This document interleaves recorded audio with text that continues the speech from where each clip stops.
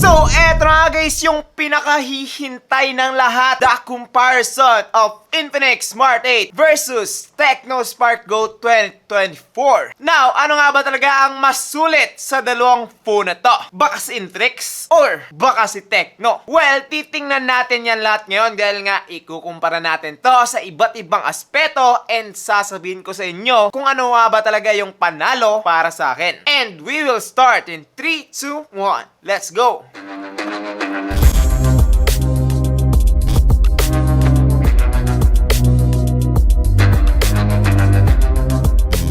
What's up guys, I'm JP and this is JTN TV. Now before we start, I just want you to know na meron tayong giveaway na itong dalawang phone na to. So kung hindi ka pa nakaka-subscribe, will definitely subscribe now. Pipili kami ng random winner ngayong December 18 sa aming Facebook page guys. Kaya naman, follow nyo din kami doon. Magsimula tayo dito sa kanilang build quality. Kung makikita ninyo guys, halos same na talaga itong si Infinix at saka Tecno. Meron silang glass front, plastic back at saka plastic frame. Parehas din yung kanilang camera module na meron 3 bilog and dito sa ibaba nakalagay yung kanilang mga logo. Sa right side nakalagay ang kanilang mga fingerprint scanner at saka yung volume rockers, and dito naman sa ibaba nakalagay ang kanilang 3.5mm port, microphone, Type-C port at speaker grills. Dito naman sa left side, nandito po ang kanilang mga SIM card tray, and dito naman sa top, meron pong secondary speaker itong si Tecno, and si Infinix naman po ay wala. So, yun lang po ang difference ng dalawang phone na to pagdating dito sa build quality. Para silang merong dual flash, which is flash sa likod, which is common naman talaga yun. Pero yung hindi common guys is yung flash sa harap. Yes guys, at kapag Infinix at Tecno, matik na po yan. Ngayon, sa likod naman na flash, dito po nagkalamang si Infinix Smart 8. Dahil mas maliwanag at mas marami po yung flash niya dito sa kanyang likuran. Meron siyang quad LED flash, and eto naman si Tecno guys ay meron lamang dual LED flash. So times 2 po yun. Ngayon, kung mahilig kang mag picture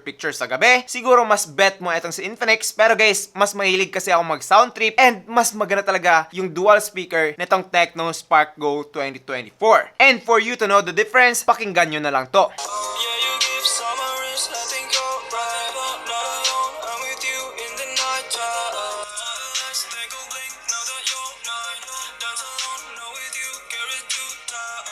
So overall, pagdating dito sa build quality ng dalawang phone na to, I would say na maganda talaga silang pareho. Pero guys, I would go for the Tecno Spark Go 2024 dahil nga sa kanyang dual speaker. Ngayon, puntahan naman natin yung kanilang mga harapan. So pagdating dito guys, parehas lang po etong si Infinix at Tecno. Meron silang 6.6-inch IPS LCD display with 720p HD+ resolution and 90Hz refresh rate. So kapag ginagamit mo ang dalawang phone to, identical talaga sila dito sa kanilang harapan. Pagdating sa brightness, pagdating sa kanilang color saturation, parehas din silang visible and clear na clear yung kanilang mga details dito guys for its price. Okay na talaga to para sa akin dahil nga mura lang sila pero meron silang mabilis at magandang display. Pagdating dito guys sa display, wala na talagang masabi. Para silang merong punch hole, para silang merong dynamic bar na galing nga sa iPhone. Lumalabas ito kapag nag-charge, lumalabas din ito kapag nag-face unlock, and marami pang iba. Therefore, kapag merong nakapagsabi sa inyo na parehas lang talaga yung kanilang display,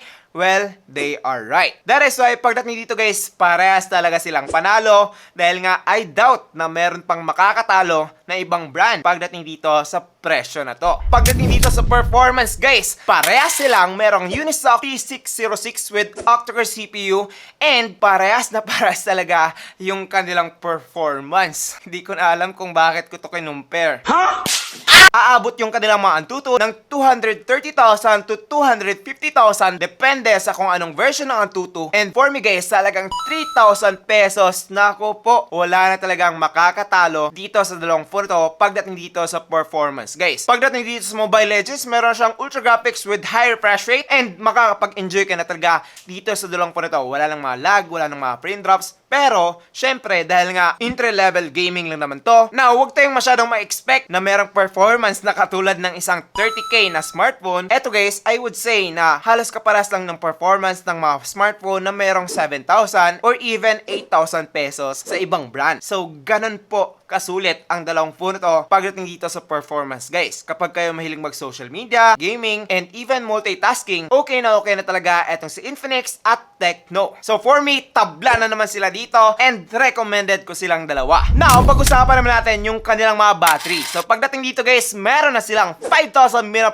battery with 10 watts charging. Yes, pagdating sa price, expected na talaga to na meron lamang 10 watts. Pero yung 5,000 mAh battery, parang nagiging normalan na lang siya guys. Pero po, big deal po yan. So, sa mga hindi pa nakapag-upgrade ng mga smartphone na merong mga 3,000 mAh battery, this is a big upgrade. Matagal talaga itong malobat. Kung yung mga nanay yung naman, o di ka naman yung mga kapatid nyo lang na mga bata pa yung gagamit dito sa phone na to, I doubt guys na malulobat to kaagad. So, pagdating dito, okay na okay pa rin etong dalawang phone na to. Ngayon, sa charging naman, I know na mabagal talaga to. Yes, 10 watts lang siya and aabot ka ng up to 3 hours from 0 to 100% dito sa dalawang phone na to. Kaya naman, I recommend you guys na i-charge nyo na lang siya overnight para pagising nyo, full na siya. Now, let's talk about the cameras of these two phones. So, pagdating dito guys, parehas po silang merong specs na 13MP main camera at saka 8MP selfie camera. But, hear me out, hindi po sila magkaparehas ng result. Yes guys, akala ko talaga parehas lang. So, hindi ko na sila i-compare. Pero, magkaiba pala. Sa totoo lang, medyo nahirapan talaga ako nung una dahil nga hindi ko halos makita yung kanilang difference. Pero guys, nung nagtagal, dahil nga matagal akong nag-test nito, napansin ko na mas better pala ng konti etong si Infinix Smart 8. Yes, konti. Kung makikita ninyo, mas saturated po yung kanyang result, which is, kung makikita nyo naman, medyo mas brown ako dito. And for me, medyo mas high quality din siya tingnan kumpara dito kay Tecno Spark Go 2024. Para sa akin guys, kapag gusto mo na isang smartphone na mas maganda yung picture ng tao, siguro piliin mo talaga itong si Infinix Smart 8. Like, yung kulay ko talaga dito guys is nagpa-pop up talaga. Dito sa Tecno naman, medyo pumuputi ako ng konti. So therefore, yung difference talaga nila is medyo beautify po etong si Tecno Spark Go 2023. And si Infinix Smart 8 naman is more on enhancing the color pero mas saturated. Yes, kapag nagpipicture-picture ka ng mga bagay dito na merong kulay, mas magpa-pop up talaga yung kulay dito kay Infinix Smart 8. While dito naman kay Tecno, medyo dull po siya. Medyo need pa i-enhance sa editing. Pero for me guys, same lang talaga yung kanilang resolution. Medyo mas saturated lang talaga etong si Infinix. So yun na nga overall pagdating dito sa kanilang mga photo quality. Ngayon, try naman natin dito sa kanilang video quality guys. Para sa silang merong 1080p at 30fps both back and front camera. Kaya naman, try natin. So eto nga guys, yung video quality ng Tecno Spark Go 2024. So ano sa tingin nyo? Okay pa?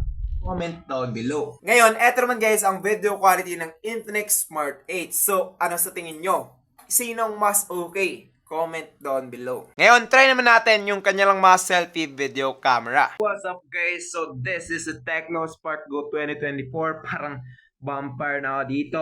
Pero yun na nga, try natin yung Infinix. So what's up guys? So this is the Infinix Smart 8. I think na mas better to ng konti. Medyo, medyo totoong kulay na talaga. Pero yun na nga guys, ano sa tingin nyo?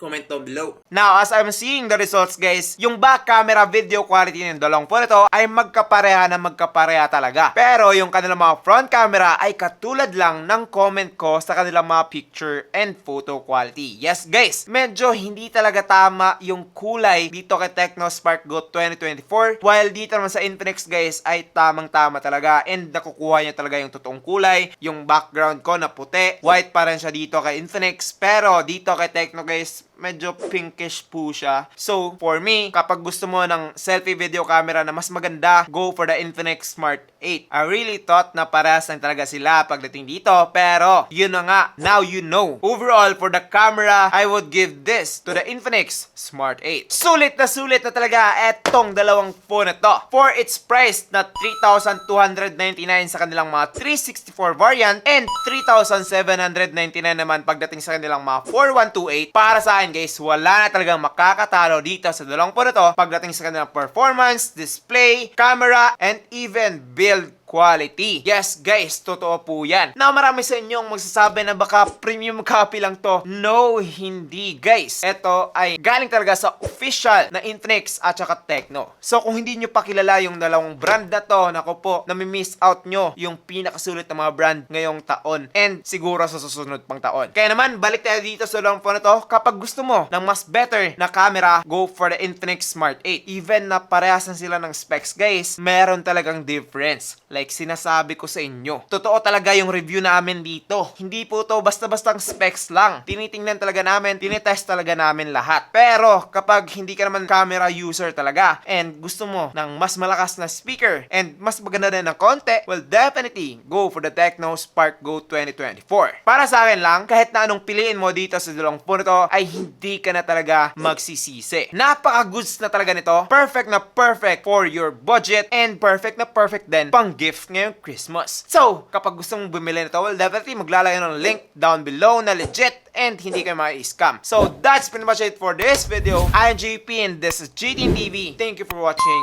and God bless. Bye-bye.